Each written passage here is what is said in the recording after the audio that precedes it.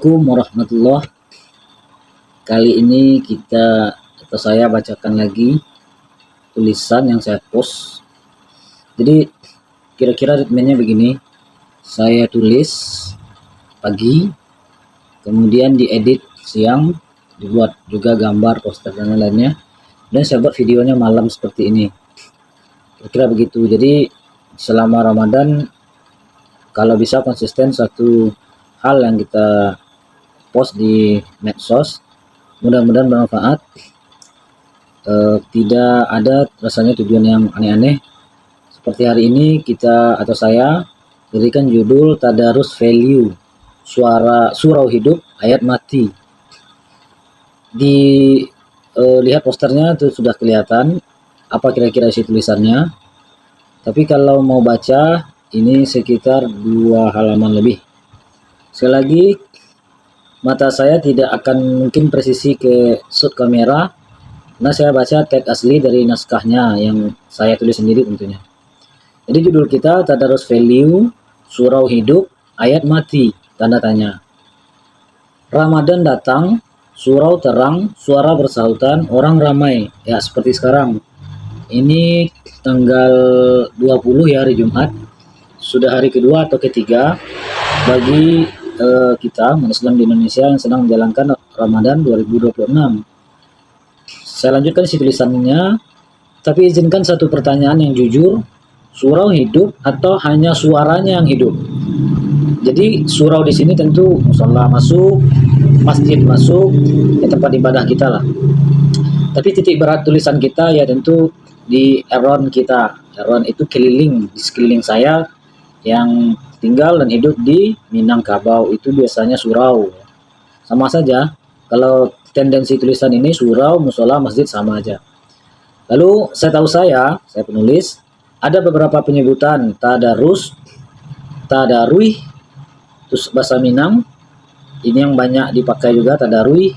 Kemudian tadaru, tidak ada rusnya, tidak ada uinya, berarti tadaru. Kemudian tadarusan, ya ini penyebutan saja.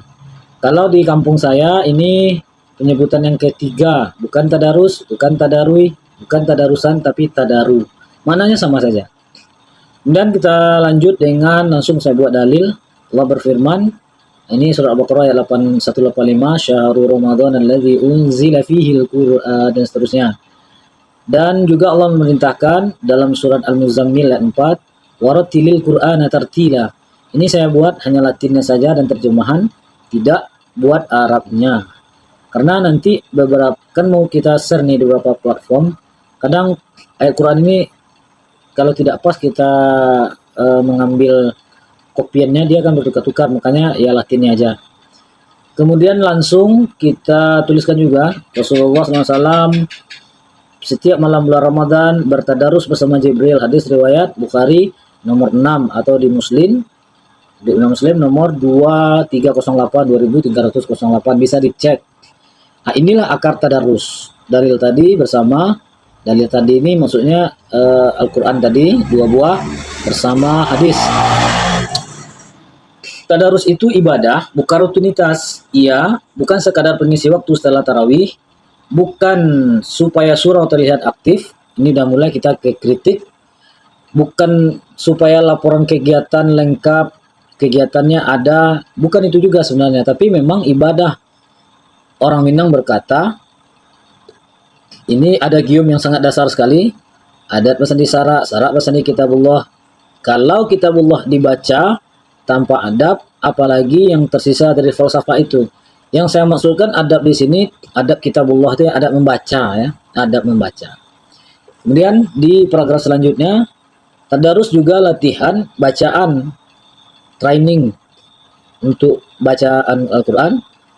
Tartil bukan keras suara dan bukan cepat khatam saja, tapi ini tentu merujuk ke ayat tadi, warattilil Qur'an tartila. Tartil adalah benar makrajnya, benar panjang pendeknya, betul tajwidnya. Kalau ditegur lalu tersinggung, ini bukan menjaga harga diri, itu menjaga ego. Kata Minang, nan elok dipakai, nan buruk dibuang. Kalau koreksi itu baik, ya kenapa dibuang? Kenapa ego? Kenapa merasa tersinggung? ketika pelaksanaan tadarus dilakukan. Kemudian ini kita sudah mulai kritik ya, tapi sebenarnya terlalu cepat saya kritik ini, harusnya alinea agak di belakang, tapi nggak apa-apa lah. Tadarus bukan tadabur, jangan dicampur begini. Sebagian orang, ada juga pernah saya mendengar ya beberapa tahun yang lewat, dan mohon maaf itu bukan ya seorang ustadz, tapi bukan ustadz dari orang Minang asli kayaknya. Dia kritik, kok orang tadarus ini hanya tadarus saja. Melalui tulisan ini sebenarnya saya membantah. Tadarus adalah ya praktikal membaca Al-Quran dengan benar. Kalau tadabur adalah merenungi makna. Itu bisa dilihat kamus, apa makna tadarus, apa makna tadabur. Kalau lihat kamus itu nggak ada di tulisannya ya, tapi ini penjabaran. Lah ibaratnya fondasi dulu baru bangunan. Kalau huruf belum benar, belum lurus, jangan terlalu melompat jauh. Artinya ke arah tadabur. Jadi maksudnya gini, ada orang memaksakan, ya jangan sekedar tadarus bacaan saja. Setiap malam itu tadarusnya ada, tadabur ada. Menurut saya ini apa namanya itu ya, berat menancapkan kayu. Kalau dua ditancap nggak terlalu kuat, kalau satu akan kuat, kira-kira begitu. Artinya saya membedakan tadarus ya tadarus. Tadarus itu membenarkan bacaan dan melatih bacaan. Tadabur beda lagi. Jadi saya melalui tulisan ini membedakan tadarus ada medannya, tadabur ada medannya, nggak bisa disamakan. Yang nggak setuju ya argumentatif saja, silakan dikomentari, nggak apa-apa. Dulu lanjutan paragrafnya. Dulu ada guru tua di surau, bacaannya kuat, berani menegur, dihormati, dan semuanya patuh. Namun sekarang, ini saya buat sambil menghela nafas, sekarang banyak surau kehilangan itu. Akhirnya koreksi berubah ego, kadang-kadang juga mohon maaf jadi konflik. Walau secara jujur diakui di beberapa tempat masih ada tadarus yang sehat ya, tadarus yang semestinya ada guru tuonya. Kalaupun nggak ada guru tuo yang menegur, saling menegur bacaan itu masih berjalan sehat dan mantap, masih ada. Tapi di sebagian tempat hal ego ini kadang ya menjadikan orang malas lah datang lagi, orang ini terlalu banyak menegur saya dan lain sebagainya. Itu yang saya maksud. Lalu kita counter attack dengan padahal Nabi Muhammad SAW bersabda, ini khairakum man ta'allama al-Qur'ana wa 'allama. Sebaik-baik kalian adalah yang belajar Quran. Belajar itu baik, ditegur itu baik, dan tentu juga yang mengajarkannya. Hadis riwayat Bukhari, ini hadis sahih 5027. Belajar tanpa koreksi adalah ilusi. Kalau nggak mau ditegur ya gimana lah ya. Nggak pas tuh. Kemudian lanjut ya. Hari ini anak-anak lebih cepat hafal strategi game ya, 2026 ini maksudnya, daripada hukum mat. Hukum mat salah satu hukum tajwid. Kita tidak bisa hanya melarang, tidak cukup menyuruh dengan gaya lama. Solusinya bukan memaksa, tapi membangun kebanggaan. Hidupkan kembali, ini sudah masuk ke saran. Hidupkan kembali semangat MTQ, Musabaqah Tilawatul Quran di tingkat surau. Surau, masjid, musola sama saja. Dulu anak-anak bangga mewakili kampung, jorong, korong, nagari, dan bahkan bangga membawa nama suku. Ada dulu MTQ antar suku. Di tempat saya sekarang dulu ada Mas Raya itu masih ada itu. Saya nggak sebut nama negarinya, tapi masih ada tuh MTQ antar suku. Kemudian tadi saya lupa menanggapi bahwa yang guru tua ini untuk kami kelahiran, saya lahiran tahun 80-an ya, mendekati 90-an. Ini masih sangat merasakan ini, ada guru tua yang membimbing. Tapi mohon maaf, di beberapa tempat sekarang ya mungkin masih ada, tapi tidak terlalu banyak rasanya tempat yang masih ada guru tua. Kalau saya pribadi, masih mendapati suasana itu. Bapak Ibu, abang, kakak, udah ini yang sempat melihat video ini, tentu ya bisa memorize ke zaman itu, bagaimana tadarus zaman itu ya sangat very kompeten sekali. Ada guru tuonya, ada tradisi menegurnya dan penerimaan atas teguran itu, sehingga beberapa orang nih seingat saya orang-orang kampung tuh banyak lanca kaji dia baulang pasal jalan dek batampuh itu melewati tadarus tadi. Apalagi di zaman itu lembaga seperti TPQ, TPSQ, TPA, TKA belum semarak seperti sekarang. Jadi tadarus adalah sangat very compatible di zaman itu. Bapak Ibu yang kelahiran 80, 90 atau bahkan di bawah itu tentu sangat punya pengalaman yang lebih dari yang saya rasakan. Lanjut. Kemudian jadi kita sarankan hidupkan kembali semangat MTQ ya. ada yang malam MTQ-nya, ada yang siang. Kenapa itu tidak kita hidupkan lagi? Ini pertanyaan. Buat kompetisi sehat, target khatam bersama, apresiasi sederhana saja, tapi ini cukup bermakna. Anak muda tidak anti Quran, mereka hanya butuh ruang yang membuat mereka bangga dengannya. Termasuk saya pribadi, saya juga termasuk ini, atau Bapak Ibu yang kenal saya juga mungkin akan setuju. Ya, saya pribadi ya sering dulu mengikuti MTQ antar kampung, dari kampung saya ke kampung orang lain, mewakili surau kami, musola kami, yang mewakili jorong kami, dusun kami waktu itu. Jadi sanalah kita punya ritme pembelajaran tentang Al-Quran. Ya, sehingganya untuk saya pribadi ya berlanjut ke kuliah juga di institusi Al-Quran. Salah satu asbabnya ya ranah MTQ tadi. Ranah MTQ itu dari mana asbabnya? Ya dari kegiatan tadarus tadi, kalau kita urut begitu.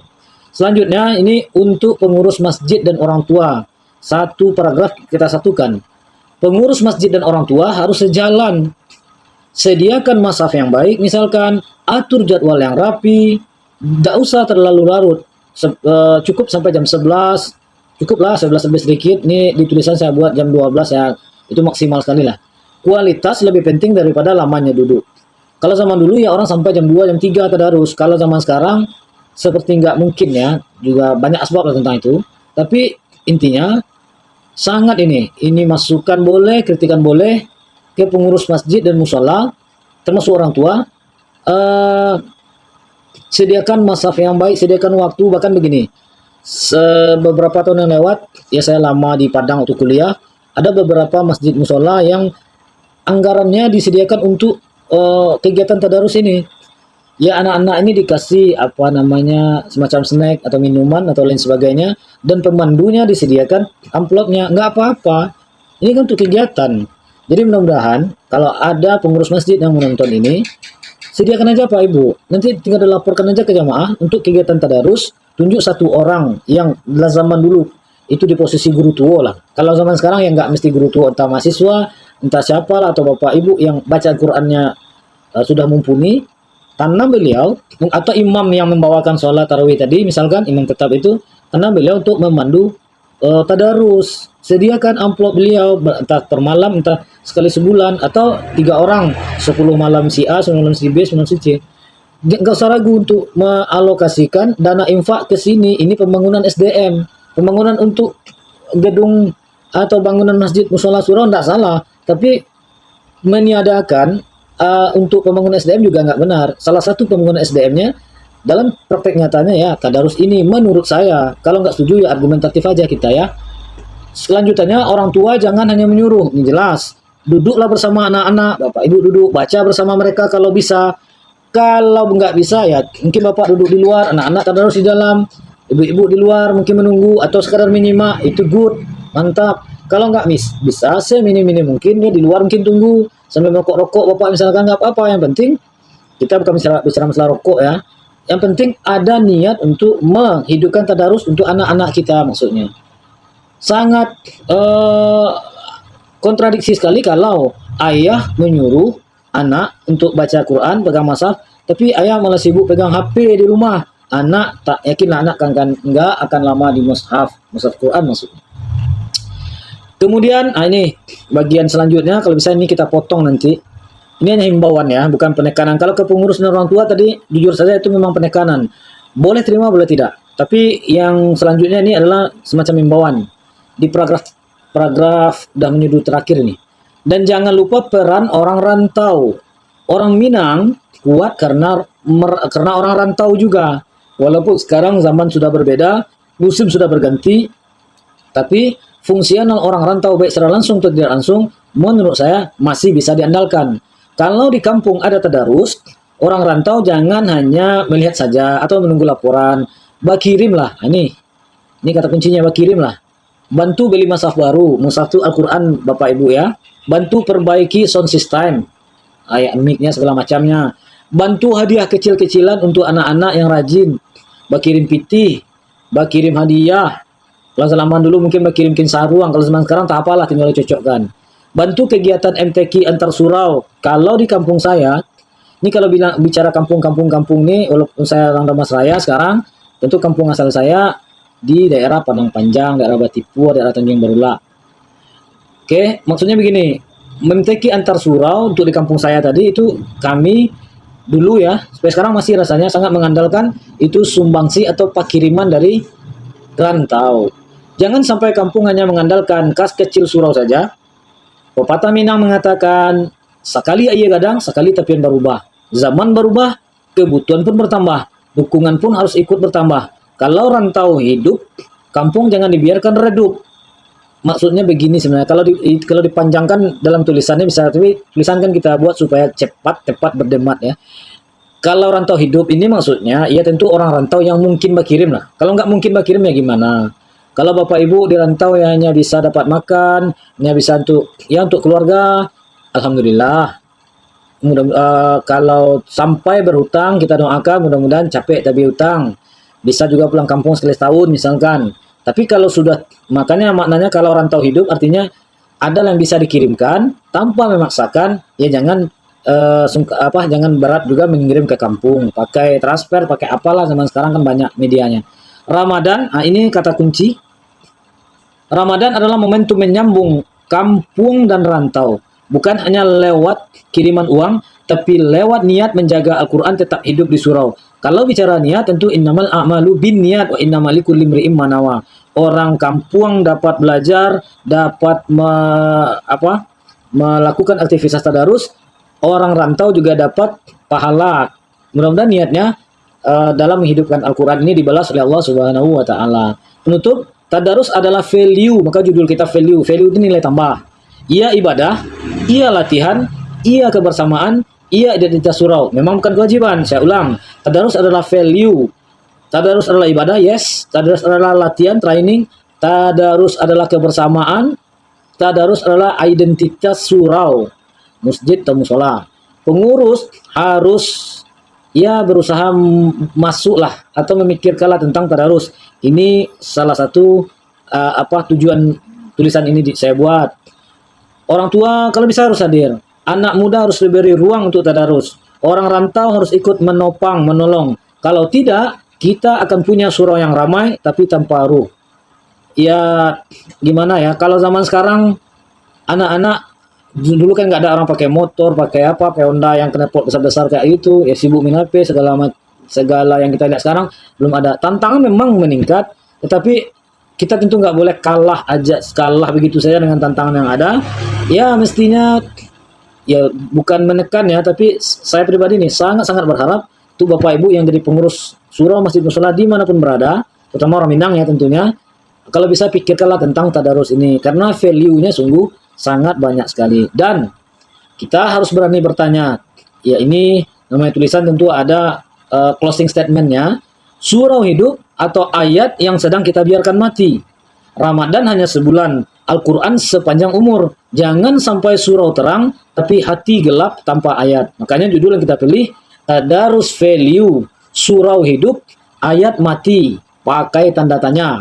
Mudah-mudahan tanda tanya ini bisa kita jawab di dalam bulan Ramadan ini. Penutup, Ramadan ini akan datang setiap tahun, tapi belum tentu kita hadir setiap tahun. Bisa jadi, bukan menakuti. Baik untuk saya pribadi, Bapak Ibu yang menonton, pengurus, orang tua, siapa saja, termasuk orang rantau, bisa jadi ini Ramadan terakhir bagi kita. Wassalam.